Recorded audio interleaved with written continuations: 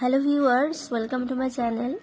আজকে আমি যে বিষয়টি নিয়ে আলোচনা করতে চলেছি সেটি হলো model activity task class 8 English part 7, যেটা অক্টোবর মাসে তোমাদের স্কুল থেকে দেওয়া হবে। আমি এই টাস্কটি আজকে তোমাদের সলভ করে দেখিয়ে দেব। তার আগে তোমরা যারা এখনও চ্যানেলটিকে সাবস্ক্রাইব করোনি তারা প্লিজ চ্যানেলটিকে সাবস্ক্রাইব করো, আর ভিডিওটি যদি ভালো লেগে থাকে তাহলে অবশ্যই ভিডিওটিকে লাইক এবং শেয়ার করো। তাহলে চলো শুরু করছি। Read the following verse. নিচে যে কবিতাটি দেওয়া আছে, ভার্স মানে কবিতা, সেটিকে পড়ো। অ্যান্ড এবং answer the questions that follow. এবং নিচে যে কোয়েশ্চেনগুলি দেওয়া আছে সেগুলির আনসার করো, অর্থাৎ সেগুলির উত্তর লিখতে বলা হয়েছে। এই কবিতার অংশটি তোমাদের ইংরেজি টেক্সট বইয়ের লেসন 6 দ্য সি কবিতা থেকে দেওয়া হয়েছে, যেটি কবি জেমস রিভসের লেখা। The sea is a hungry dog. সমুদ্র হলো একটি ক্ষুধার্ত কুকুর। এখানে কবি সমুদ্রকে একটি ক্ষুধার্ত কুকুরের সঙ্গে তুলনা করেছেন। জায়ান্ট অ্যান্ড গ্রে, দৈত্যাকার এবং ধূসর। সমুদ্রটি অর্থাৎ ক্ষুধার্ত কুকুরটি কীরকম? দৈত্যাকার এবং ধূসর, যার বর্ণ হলো ধূসর। He rolls on the beach all day. সে সারাদিন ধরে কি করে? সমুদ্রের তটে আছাড় খায়। এখানে সমুদ্রের ঢেউয়ের কথা বলা হয়েছে। সমুদ্রের ঢেউগুলি কি করে? সারাদিন ধরে সমুদ্রের তটে আছাড় খায়, যেমন একটি কুকুর সমুদ্র তটে ঘুরে বেড়ায়। উইথ হিজ ক্ল্যাশিং টিথ, তার সংঘর্ষিত দাঁতগুলি দিয়ে, কুকুরটি তার সংঘর্ষিত দাঁতগুলি দিয়ে, অ্যান্ড শ্যাগি জস, এবং রুক্ষ চোয়ালগুলি দিয়ে কি করে? আওয়ার্স আফটার আওয়ার্স হি নস, ঘন্টার পর ঘন্টা সে চিবোয়। নস মানে হলো চিবোয়, অর্থাৎ ক্ষয় করে। দ্য রাম্বলিং টাম্বলিং স্টোনস, সেই গড়গড়িয়ে আসা পাথরগুলিকে কি করে? চিবোয়। অ্যান্ড বোনস বোনস বোনস, এবং হাড়গুলি। তাহলে সমুদ্রটি অর্থাৎ কুকুরটি তার সংঘর্ষিত দাঁত এবং রুক্ষ চোয়ালগুলি দিয়ে কি করে? ঘন্টার পর ঘন্টা চিবোতে থাকে, অর্থাৎ ক্ষয় করতে থাকে কি? সেই গড়িয়ে আসা পাথরগুলি এবং হাড়গুলি। The giant sea dog moans. দৈত্যাকার সমুদ্র অর্থাৎ কুকুরটি কি করে? গোঙায়। মোনস মানে হলো গোঙানো। Licking his greasy paws. Licking মানে চেটে চেটে, হিজ মানে তার, গ্রিজি পস মানে চর্বিযুক্ত থাবাগুলি। দৈত্যাকার সমুদ্র বা কুকুরটি তার যে চর্বিযুক্ত থাবাগুলি সেগুলি চেটে চেটে গোঙাতে থাকে। এবার প্রশ্নগুলি দেখো। Complete the following sentences. এখানে 3টি ইনকমপ্লিট সেন্টেন্স দেওয়া আছে, সেগুলিকে কমপ্লিট করতে বলেছে। এখানে প্রতিটিতে 1 নম্বর করে 3 নম্বর। প্রথম সেন্টেন্সটি দেখো। The sea appears to be like a. সমুদ্র বলতে এখানে কি বুঝিয়েছে, বা সমুদ্রকে কার সাথে কম্পেয়ার করা হয়েছে? লাইক এ হাংরি ডগ, একটি ক্ষুধার্ত কুকুরের সাথে। দ্য সি নস, সমুদ্র চিবোয়। কি চিবোয়? দ্য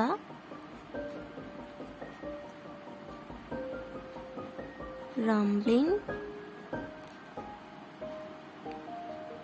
টাম্বলিং স্টোনস, গড়িয়ে আসা পাথরগুলিকে চিবোয়, অর্থাৎ ক্ষয় করে।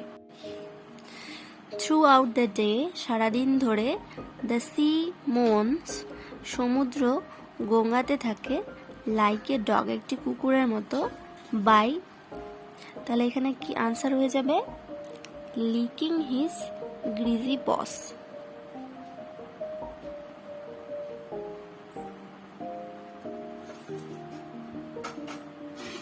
আর থাবাগুলিকে, তার চর্বিযুক্ত থাবাগুলিকে চাটতে চাটতে।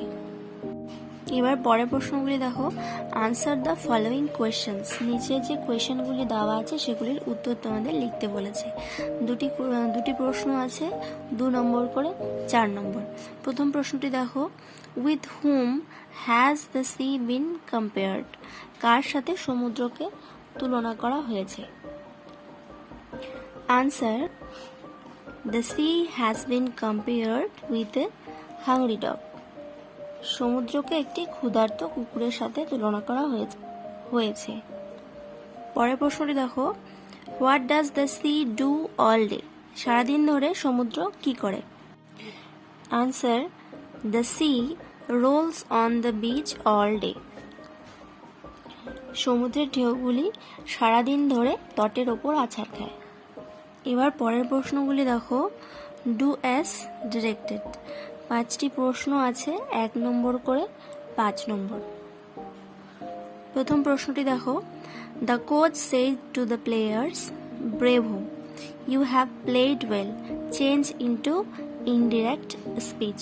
অর্থাৎ এটি ন্যারেশন চেঞ্জ করতে বলা হয়েছে। আনসার হয়ে যাবে, the coach appreciated the players that they had played well. এবার পরের প্রশ্নটি দেখো, every morning he has to go for a walk. Underline the infinitive used in the sentence. সেন্টেন্সটিতে যে ইনফিনিটিভ ইউজ করা হয়েছে তার নিচে দাগ দিতে বলেছে, অর্থাৎ আন্ডারলাইন করতে বলেছে। তাহলে আনসার হয়ে যাবে টু গো। টু প্লাস ভার্বের ফার্স্ট ফর্ম মানে হলো ইনফিনিটিভ। এগুলি অসমাপিকা ক্রিয়া। টু গো যেতে, টু প্লে খেলতে, টু রিড পড়, এগুলি অসমাপিকা ক্রিয়া। তাহলে আনসার লিখবে to go. Nowadays, supply of food grains is abundant. Replace the underlined word with its antonym. এখানে যে ওয়ার্ডটি আন্ডারলাইন করা হয়েছে সেটির অ্যান্টোনিম অর্থাৎ বিপরীত শব্দ তোমাদের লিখতে বলেছে। অ্যাবান্ডেন্ট মানে হলো প্রচুর, তাহলে এর অ্যান্টোনিম হয়ে যাবে স্কার্স।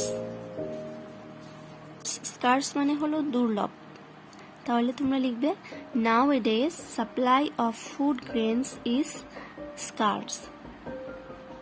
এবার পরের প্রশ্নটি দেখো, this is the place where Rabindranath was born. Underline the main clause and circle the subordinate clause. যেটি মেইন ক্লজ সেটিকে আন্ডারলাইন করতে বলেছে, আর যেটি সাবঅর্ডিনেট ক্লজ অর্থাৎ ডিপেন্ডেন্ট ক্লজ সেটিকে সার্কেল করতে বলেছে। তোমরা জানো যে ক্লজটি স্বাধীনভাবে নিজের অর্থ প্রকাশ করে তাকে বলা হয় মেইন ক্লজ, আর যে ক্লজটি স্বাধীনভাবে বসতে পারে না বা স্বাধীনভাবে নিজের অর্থ প্রকাশ করতে পারে না, মেইন ক্লজের ওপর নির্ভর করে, তাকে বলা হয় সাবঅর্ডিনেট ক্লজ বা ডিপেন্ডেন্ট ক্লজ। এখানে দেখো 2টি ক্লজ আছে, একটি হলো দিস ইজ দ্য প্লেস, এই হলো সেই জায়গাটি, আর পরেরটি হলো ওয়্যার রবীন্দ্রনাথ ওয়াজ বর্ন, যেখানে রবীন্দ্রনাথ জন্মগ্রহণ করেছিলেন। তাহলে এখানে কোনটি সাবঅর্ডিনেট ক্লজ? এটি, ওয়্যার রবীন্দ্রনাথ ওয়াজ বর্ন। তাহলে তোমরা আনসার লিখবে where Rabindranath Tagore was born. এবার পরের প্রশ্নটি দেখো, the news that shocked me proved false. Identify the type of clause used in the sentence. সেন্টেন্সটিতে যে ক্লজটি ইউজ করা হয়েছে সেটিকে চিহ্নিত করতে বলেছে, সেটিকে লিখতে বলেছে। দ্য নিউজ খবরটি, দ্যাট যেটি, শকড মি যেটা আমাকে বিস্মিত করেছে, প্রুভড ফলস সেটি ভুল প্রমাণিত হয়েছে। That shocked me proved false. যেহেতু এই ক্লজটি অ্যাডজেক্টিভ হিসেবে বসেছে, তাহলে আনসার হয়ে যাবে অ্যাডজেক্টিভ ক্লজ। এবার পরের প্রশ্ন দেখো, write a paragraph in about 80 ওয়ার্ডস। 80টি শব্দের মধ্যে একটি প্যারাগ্রাফ লেখো on the usefulness of regular exercise. নিয়মিত শরীরচর্চার যে উপকারিতা সেটি নিয়ে 80টি শব্দের মধ্যে একটি প্যারাগ্রাফ লিখতে বলেছে। You may use the following points. এখানে কিছু পয়েন্টস দেওয়া আছে, সেগুলি ব্যবহার করে তোমরা প্যারাগ্রাফটি লিখতে পারো। হেডিং দেবে the usefulness of regular exercise. One of few good habits that everyone should acquire right from his childhood is the one of taking regular physical exercise. ছোটবেলা থেকে প্রত্যেকেরই যে কয়েকটি ভালো অভ্যাস অর্জন করা উচিত, তার মধ্যে একটি হলো নিয়মিত শরীর চর্চা করা। It is necessary for students. এটা ছাত্রছাত্রীদের জন্য প্রয়োজনীয়। It is said that the aim of education should be to build up a sound mind on a sound body. শিক্ষার লক্ষ্য হওয়া উচিত একটি সুস্থ দেহে একটি সুস্থ মন গড়ে তোলা। If a student be sickly, যদি একজন ছাত্র দুর্বল হয়ে পড়ে বা অসুস্থ হয়ে পড়ে, and if he suffers, যদি সে ভোগে, from various ailments, যদি সে বিভিন্ন রোগে ভোগে, ailments মানে হলো অসুস্থতা বা রোগ, he cannot devote, সে উৎসর্গ করতে পারবে না নিজেকে টু স্টাডিজ, পড়াশুনোতে, সে নিজেকে পড়াশুনোতে উৎসর্গ করতে পারবে না। nor can he bear the burden and strain of studies, পড়াশুনোর চাপ বা এবং ভার সে বহন করতে পারবে না। বিয়ার মানে হলো বহন করা, বার্ডেন মানে হলো ভার, এবং স্ট্রেন মানে হলো ওই একই রকম ভার বা চাপ। সো তাই a student should take regular physical exercise, একজন ছাত্রকে নিয়মিত শরীরচর্চা করা উচিত। Either at home or in a gymnasium, বাড়িতে নয়তোবা ব্যায়ামাগারে গিয়ে একজন স্টুডেন্টকে নিয়মিত শরীরচর্চা করা উচিত। We can do yoga or even a regular walking in the morning, আমরা যোগা করতে পারি অথবা রোজ সকালে হাঁটতে পারি। Exercise can be done in an empty stomach, শরীরচর্চা খালি পেটে করা যেতে পারে। And try to do this early in the morning, এবং চেষ্টা করতে হবে খুব সকালে করার। It will increase our appetite, এটা আমাদের খিদা বাড়াবে। And make us mentally agile and healthy, এবং মানসিকভাবে আমাদের সক্রিয় এবং স্বাস্থ্যবান করে তুলবে। দেয়ার ইজ এ প্রোভার্বিয়াল সেইং, একটি প্রবাদ বাক্য আছে, হেলথ ইজ ওয়েলথ, স্বাস্থ্যই হলো সম্পদ। Man can earn wealth only through physical exercise, শরীর চর্চার মাধ্যমে মানুষ সম্পদ অর্জন করতে পারে। তো বন্ধুরা, ভিডিওটি কেমন লাগলো অবশ্যই জানাবে কমেন্ট করে, এবং ভিডিওটিকে যদি ভালো লেগে থাকে তাহলে লাইক এবং শেয়ার করবে বন্ধুদের সাথে। আর এই চ্যানেলে যারা তোমরা নতুন, তারা প্লিজ চ্যানেলটিকে সাবস্ক্রাইব করবে, আর পাশে রাখা বেল আইকনটিকেও প্রেস করে রাখবে, তাহলে যখনই আমি নতুন নতুন ভিডিও আপলোড করব তার নোটিফিকেশন তোমরা পেয়ে যাবে।